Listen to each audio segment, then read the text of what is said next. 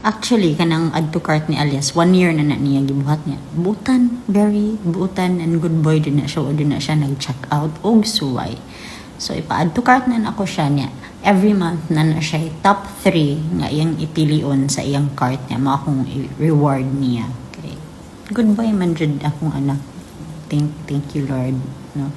And if i-add to cart niya, akong sud sa GCash, di man milyones. So, ma-insufficient funds, ma-reject, wala yung mahitabo. Di pa man siya kabang mo tuplok-tuplok og COD, but never din na siya. So, I trust him, and that's all. Ni mature na siya, day.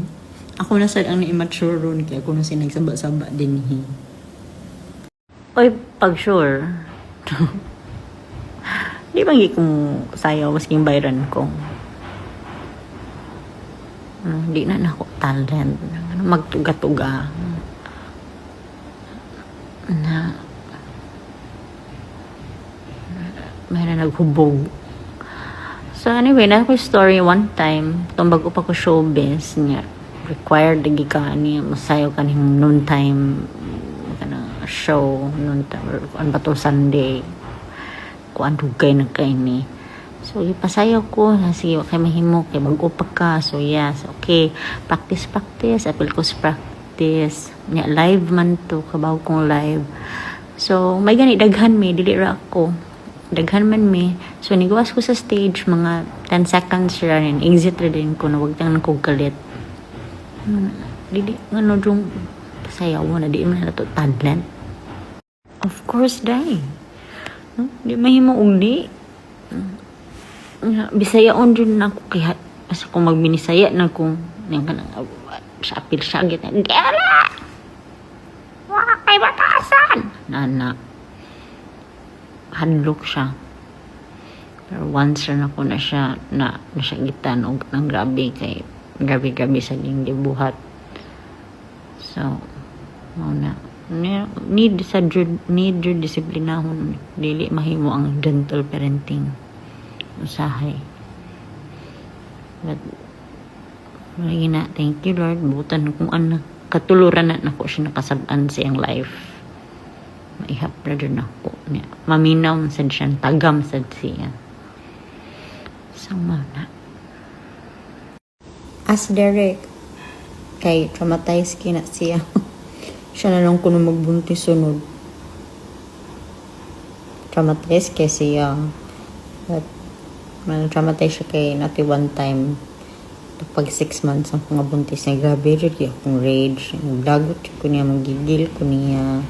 Gamambot ang magigil ko niya. Di na ko, bulago na nako siya. Di na ko, di na ko dudan ko, ana. Di na ko niya mo, bulag na ta. So, ito. Ambot na unsas ambot. So what today may na lang na patience and understanding.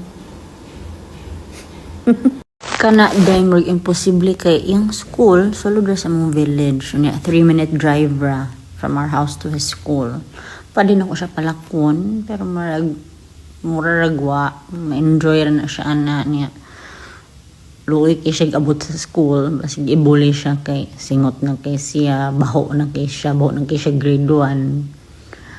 So, wala na kay point na muna na. But ako, gamay ra nga walk.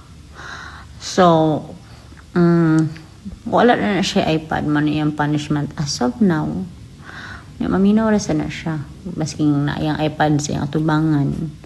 Wala ko din na siya mo gamit siyang iPad kung punish na siya. So, wala, ang problema ni kadako niya, kung pareha siya kagahig ulo na ko, I need to be innovative,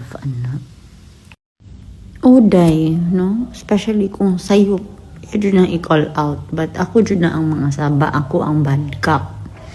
Ya, si Derek ang tig-explain ni Elias after kung makasabaan nga nung suko kay ko.